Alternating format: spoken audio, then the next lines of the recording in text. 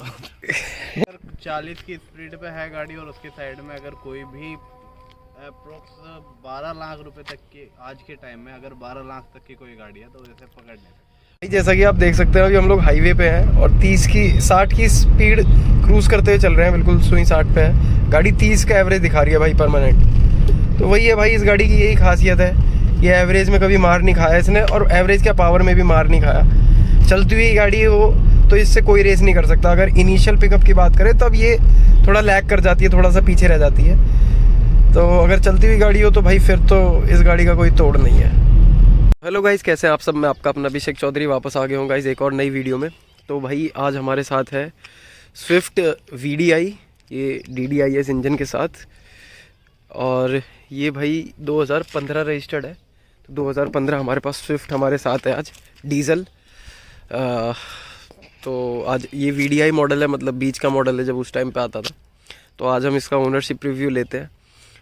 मैं इसके ओनर से पहले आपको मिलाना चाहूँगा मिस्टर प्रशांत मलिक से। तो प्रशांत भी अपने बारे में कुछ बताइए। क्या बताऊँ तो प्रशांत भी अपने बारे में कुछ बताइए।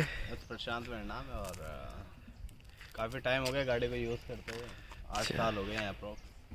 8 साल हो गए हैं, 2015 से 2013। हाँ, तो चलो पहले गाड़ी के बारे में मैं लोगों को कुछ बता देता हूँ कि भाई 2015 में स्विफ्ट VDI आती थी, जो आपने सड़कों पे बहुत ही ज़्यादा देखी होगी। अपने टाइम की सबसे ज़्यादा सेलिंग गाड़ियों में रही है। और इस गाड़ी का असलियत में उस टाइम भी क्या अब भी कोई तोड़ नहीं है। अब भी अगर स्विफ्ट पेट्रोल में आ रही है तो स्विफ्ट पेट्रोल का भी कोई तोड़ नहीं है, लोग आज भी उसे ही ज़्यादा लेते हैं। तो इस डीजल इंजन की तो बात ये लगती भाई, क्योंकि ये जो एवरेज देता था वो कोई भी गाड़ी उस टाइम पे नहीं दे पाती थी। ये 25-26 से भी ऊपर तक का एवरेज, अगर बिल्कुल ही आप एवरेज निकालने पे आओ तो उससे भी ज़्यादा आप एवरेज निकाल सकते थे। तो हम बात कर लेते हैं उस टाइम के हिसाब से। प्रशांत भाई, आपको कितने की पड़ी थी ये? पड़ी थी कैंटीन से निकलवाई थी। अच्छा, 6.5 के अप्रोक्स। 6.5 के, तो ऑलमोस्ट बाहर से 7, 7.5 की, तो 7.5 की तो होगी कम से कम। हाँ, जो भी RTO वगैरह रहता है, RTO इंश्योरेंस सब मिला के ऑन रोड आपको 7.5 लाख रुपए की पड़ी थी। तो भाई बात करते हैं उस टाइम के हिसाब से 7.5 लाख रुपए में क्या क्या मिलता था। तो प्रशांत भैया, इसके मिरर ऑटो फोल्डिंग है ना? तो भाई बात करें, कुछ आपको ऐसा इंटीरियर मिल जाता था। पहले मैं आपको बाहर से ही लुक दिखा देता हूँ गाड़ी का। तो कुछ इस तरह का लुक था, जो कि फैमिली बहुत पसंद करती थी। लोग इस लुक को बहुत पसंद करते थे, सिंपल सोबर, और सबको पसंद आता था। कोई यूथ हो या फैमिली हो, सबको पसंद आता था। UP 12 मुजफ्फरनगर की रजिस्टर्ड है, और भाई ने VIP नंबर ले रखा है 00022 00 नंबर। लोगों को पता होगा कि VIP नंबर में आता है जो नंबर 00 से शुरू होता है। तो कुछ ऐसी लुक मिलती थी इसकी उस टाइम पे। अब अगर हम इंटीरियर की बात करें, मैं आपको इंटीरियर दिखाता हूँ पीछे से, अच्छा दिख पाएगा आपको डैशबोर्ड। तो कुछ इस तरह का इसका इंटीरियर आता था। अब उसमें कंपनी फिटेड म्यूजिक सिस्टम लगा आ जाता था, जो कि ब्लूटूथ उस टाइम पे सपोर्ट नहीं करता था, ऑक्स और CD सपोर्ट करता था। मैनुअल AC आ जाता था, इसमें चार्जिंग सॉकेट थे, और 5 गियर का आपका गियर बॉक्स आ जाता था, मैनुअल गियर बॉक्स। और अगर बात करें तो ज़्यादा कुछ खास नहीं है। चारों पावर विंडो आती थी भाई, पीछे भी और आगे भी। ऑटो फोल्डिंग मिरर आते थे, और अंदर से ही एडजस्ट हो जाते थे। बाकी वो आप RPM मीटर देख के पता लगा सकते हैं कि ये डीजल गाड़ी है, क्योंकि 6 तक जा रही है RPM की जो सुई है। मतलब उस टाइम के हिसाब से बात करें तो बहुत ही अच्छी गाड़ी थी। अभी तो ये सारे फीचर्स कुछ भी नहीं लगते। और अगर इसके बात करें इंजन की, तो इंजन आता था भाई इसमें 1.3 लीटर का 1300 सीसी का DDIS इंजन, जो कि फिएट सोर्स था। टर्बो डीजल इंजन जो कि फिएट सोर्स था। मैंने सुना है प्रशांत भाई, जो स्विफ्ट वाले ओनर रहते हैं वो अपने डीजल इंजन पे बहुत घमंड करते हैं कि भाई हमारी गाड़ी से एवरेज और पावर दोनों ही कोई मैच नहीं कर सकता। तो ये सच है? सही बात है। तो क्या एक्सपीरियंस है, मतलब आप अगर चलाने की बात करें, आज आपको 8 साल हो गए हैं लगभग, ये फरवरी की रजिस्टर्ड गाड़ी है, तो ऑलमोस्ट आपको पूरे ही 8 साल हो गए हैं गाड़ी के साथ। तो क्या मतलब, क्या इसकी अच्छी लगी चीज़ें, क्या बुरी लगी? बुरा तो जो है सर्विस बुरी लगी आपको मारुति की? नहीं, मारुति की सर्विस तो अच्छी है, पैसे ज़्यादा लेती है भाई। पैसे ज़्यादा लेती है? क्या इसका मतलब एवरेज अगर हम बात करें एक नॉर्मल सर्विस जिसमें आप कुछ फालतू पार्ट्स नहीं डलवा रहे, तो वो लगभग कितने की पड़ जाती है? 10 से 12 हज़ार? इतनी महंगी? खैर डीजल गाड़ी का इतना मेंटेनेंस तो होता ही है हर जगह, इससे ज़्यादा ही हो जाता है बल्कि। और कुछ आपको डिसएडवांटेज और कुछ? और कुछ जो है नहीं, ऐसा कुछ फील कभी हुआ नहीं है गाड़ी। तो गाड़ी का कभी एक्सीडेंट या कुछ कभी हुआ है? एक्सीडेंट वगैरह तो नहीं हुआ अभी तक, आज तक भी नहीं हुआ। तो बिल्ड क्वालिटी टेस्ट करने का आपको मौका नहीं मिला एक भी बार? इस गाड़ी में एयर बैग नहीं है आई थिंक? नहीं एयर बैग नहीं आते थे उस टाइम पे। नहीं आते थे, अब तो सभी मॉडल में आ गए। हाँ, और अगर हम बात करें मतलब जैसे आपने बुराई, इसके अलावा और आपको कुछ बुरा नहीं लगता गाड़ी में, कंपनी में, सर्विस में, किसी चीज़ में? नहीं कोई बुराई। मतलब फुल्ली सेटिस्फाइड हो आप? बस थोड़ा पैसे ज़्यादा लेती है मारुति, बस इस चीज़ से। थोड़ा सा होता है, डीजल की गाड़ी है तो सर्विस तो हाँ। नहीं जाती। और अगर हम बात करें कि इसके एडवांटेजेस, मतलब आपको गाड़ी किस किस चीज़ों में बहुत ही अच्छी लगती है कि भाई आप दूसरी गाड़ी, इस गाड़ी के बारे में उस मामले में कुछ सुनोगे नहीं? स्पीड में, पिकअप में, उठाने में, भगाने में। ये तो बस इंजन की तारीफ हो गई, और कुछ? इंजन की तारीफ होगी, प्लस इसमें एवरेज तो खैर नो डाउट इसका एवरेज कोई मैच नहीं कर सकता अभी भी। तुम भी गए हो मेरे साथ, देखो हाँ 30 का भी निकाला है मैंने। बिल्कुल, हाँ इसका एवरेज कोई मैच नहीं कर सकता। हम लोग 500 रुपये में मेरठ से दिल्ली जाके टच करके एंड करके दोबारा आ जाती है। हाँ 500 रुपये में बहुत बड़ी बात है, खासकर आज के टाइम पे। आज भी ये 500 रुपये में ही अप डाउन कर जाती है दिल्ली से। लगभग 80 किलोमीटर के आसपास पड़ता है मेरठ टू दिल्ली, तो अप डाउन कर देती है 160 किलोमीटर 500 में, उसमें से भी कुछ बच ही जाता है। जैसे कि मैं और प्रशांत भाई हमेशा साथ में अगर जाते हैं तो ये चीज़ एक्सपीरियंस। तो अगर हम इसकी बात करें भाई, इसकी मैंने आपको सर्विस की वीडियो भी दिखाई थी, इस वीडियो से पहले ही आई थी कि हमने इस गाड़ी की आफ्टर मार्केट सर्विस करवाई थी हम लोगों ने पहली बार। तो क्या एक्सपीरियंस रहा आपका आफ्टर मार्केट सर्विस में? सस्ती हुई बहुत ज़्यादा। कितने में हो गई थी? 3300 बिल पड़ा है भाई हमारे पास गाड़ी में, वो मैंने बिल उस वीडियो में दिखा दिया था। 3000 रुपये से भी कम का सामान आया, उसमें 7 रुपये बच गए थे। 3000 में 7 कम में, और 300 रुपये उन्होंने लेबर लिया, तो बहुत ही सस्ते में हो गई थी। बल्कि प्रशांत भाई कह रहे थे भाई इतने में तो, इससे महंगी तो मेरी बुलेट की सर्विस होती है, नॉर्मल सर्विस ही। तो अगर अब हम बात करें, जैसे 8 साल हो गए प्रशांत भाई, कुछ चीज़ें होंगी जो अभी सही से काम नहीं कर रही होंगी गाड़ी की। जो है एक तो साइड मिरर दिखा, अच्छा दोनों साइड मिरर, ये अभी जो फोल्ड, ऑटोमेटिक फोल्ड हो जाते थे पहले, ये अब नहीं होते। मतलब ये खराब हो गए थे तो आपने तार निकलवा दिए इनके मिरर के।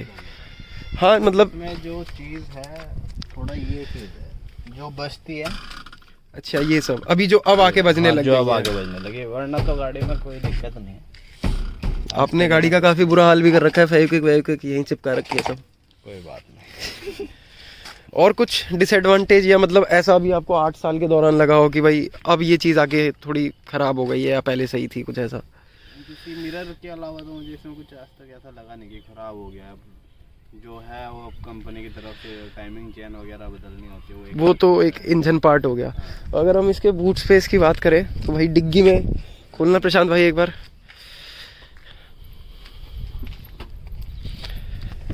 तो भाई ये इसकी कुछ डिग्गी होती थी, अब ये अटैची रखा है, तो आप इससे एक गैस लगा सकते हैं कि भाई 2 ऐसे छोटे अटैची। अरे 2 ऐसे तो इसमें अच्छा इसमें खड़ा करके अगर हम, तो 3 तो कम एटलीस्ट आ ही जाएंगे, 3 अटैची आ जाएंगे। मतलब सफिशिएंट बूट स्पेस था उस टाइम के हिसाब से, तो बहुत है। ये फोल्डेबल है, इसके वो होते हैं तार, वो नहीं है। अच्छा आजकल नहीं आते ये, अच्छा निकाल दो, सीट नीचे गिर जाती है। ओके, तो 60-40 स्प्लिट हो जाती है भाई इसकी सीट, तो उसमें आप और भी सामान चाहो तो रख सकते हो। जैसे वो सीट पूरी नीचे चली गई है, हेडरेस्ट की वजह से नीचे नहीं जा पा रही, वो भी चली जाएगी। बाकी प्रशांत भाई अगर बात करें तो उस टाइम पे मारुति की बिल्ड क्वालिटी तब भी बहुत अच्छी थी जितनी अब। पहले से तो अब तो खैर कुछ रहा ही नहीं, अब तो चादर ही दे रहे हैं। हाँ मतलब जो ये स्विफ्ट और डिज़ायर आती थी उनकी तब भी थोड़ी सी, हालांकि बहुत अच्छी नहीं थी, बट तब भी उस टाइम के हिसाब से ठीक थी। तो आपको कभी ऐसा नहीं लगा इसमें एयर बैग या कुछ और 1-2 फीचर होने चाहिए थे, किसी चीज़ की कमी? जब 7.5 लाख रुपए आपने 2015 में खर्चे थे तो बहुत ज़्यादा होते हैं। ठीक था यार, यही ठीक था, यही चल रही थी, सब यही ले रहे थे। घोड़ा ही है ये आज भी घोड़ा ही है। मिनी घोड़ा, क्योंकि घोड़ा स्कॉर्पियो को कहा जाता है, तो इसे मिनी घोड़ा कह सकते हैं। ये मैंने अप्रोक्स जो भगाई है, अगर भगाने की देखी जाए तो 180 के अप्रोक्स ये भगाई है मैंने। उस टाइम पे हाँ ये लगता है कि अगर टायर के नीचे पत्थर आ जाए या ईंट आ जाए हाँ तो गाड़ी इतने पलटे खाएगी फिर नहीं कंट्रोल में रहेगी। नहीं कंट्रोल नहीं होगी फिर। अच्छा हाँ 140 तक कंट्रोल हो जाती है, उसके बाद कंट्रोल नहीं होती है। हैंडल का मतलब मारुति की गाड़ियों में जो पहले, अभी तो इन्होंने इम्प्रूव कर दिया, तो सबसे बड़ा डिसएडवांटेज लगता था, जैसे मेरी i20 खड़ी है, या जैसे मैं पहले टाटा चला रहा था या होंडा भी चला रहा था, उसमें क्या होता था प्रशांत भाई कि मैं 100 जितनी स्पीड बढ़ाऊंगा गाड़ी की उतना स्टीयरिंग हार्ड हो जाता था। नहीं, इसका हल्का हो जाता इसका मतलब उतना ही रहता है जितना 0 की स्पीड पे रहता है। तो ये मारुति की हो जाता है 140 के बाद तो बिल्कुल लाइट हो जाता है बहुत ज़्यादा। तो उसमें सबसे बड़ी दिक्कत ये आ जाती है कि अगर आप स्पीड पे ज़रा सा भी आपका स्टीयरिंग इधर उधर हो गया, एक छींक भी आ गई आपको और उससे आपका स्टीयरिंग हिल गया, तो आपकी शामत आनी पक्की है। तो अच्छा चलो मैं अब आपसे ये पूछता हूँ, चलाता ही नहीं है ना, इतनी तेज कौन चलाता है? आप चलाते हो ना? अरे वो तो कभी कभी की बात है, इमरजेंसी में कोई चलाता, वरना 140 की तो रोड ही नहीं है यहाँ पे। हाँ रोड नहीं है। तो अच्छा अगर अभी हम बात करें आपसे, मैं अगर एक क्वेश्चन पूछूं कि 7.5 लाख रुपए आपने 2015 में इन्वेस्ट करे, अभी अगर आप पे 7.5 लाख रुपए या इसके आसपास का बजट हो, तो आप इसी कौन सी गाड़ी की तरफ जाएंगे 7.5 लाख रुपए में इस टाइम के हिसाब से? टाटा पंच, मारुति से सीधा टाटा पंच, मतलब इतना सेफ्टी का कंसर्न या गाड़ी के लुक अच्छे लगते हैं? नहीं वो ऊंची है, थोड़ी सी ऊंची है। तो 7.5 लाख रुपए के हिसाब से आपको वो गाड़ी बेस्ट लगती है। और वैसे अगर में भी आ रही है वो, अब कुछ ऐसा भी थी। हाँ सीएनजी में भी ड्यूल सिलेंडर के साथ आ रही है। उसमें नहीं मिलेगी, जितनी पावर इसके अंदर है उतनी उसके अंदर नहीं मिलेगी। हाँ भाई प्रशांत भाई को एक कंप्लेन है, मेरी गाड़ी चला के भी बोलते हैं भाई पेट्रोल गाड़ी में मज़ा नहीं आता। नहीं रेस लगाई थी भाई ने, तो रेस की वीडियो भी भाई जल्दी आएगी चैनल पे, वो भी हम डालेंगे स्विफ्ट वर्सेस i20 की।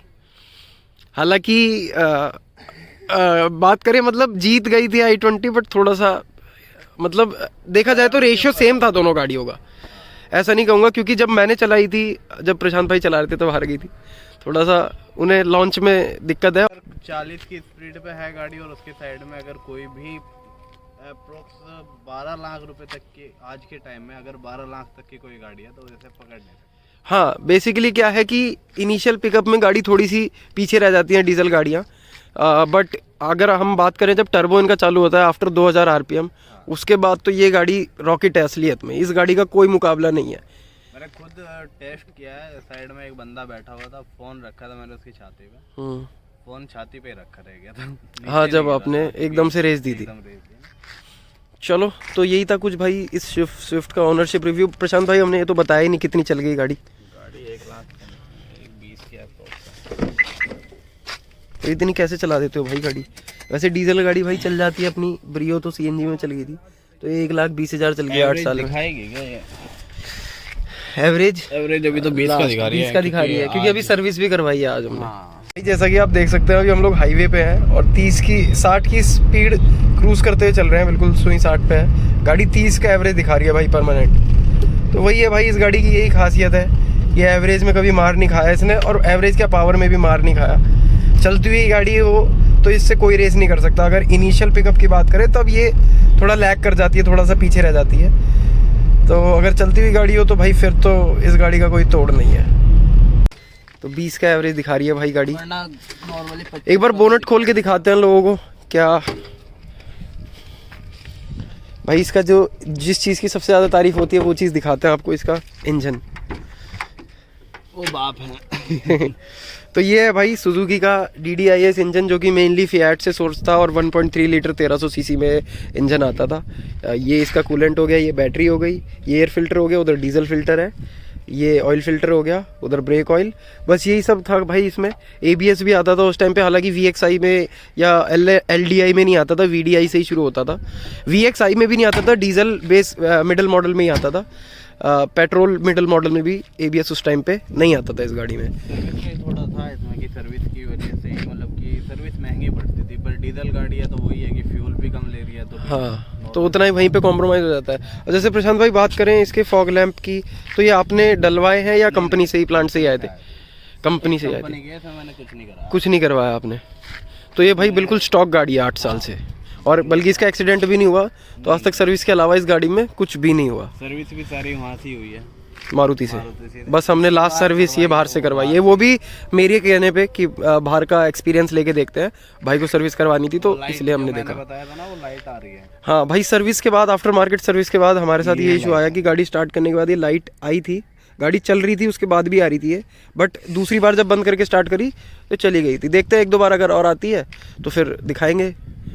तो thank you so much guys for watching this video. मिलते हैं आपसे अगली वीडियो में।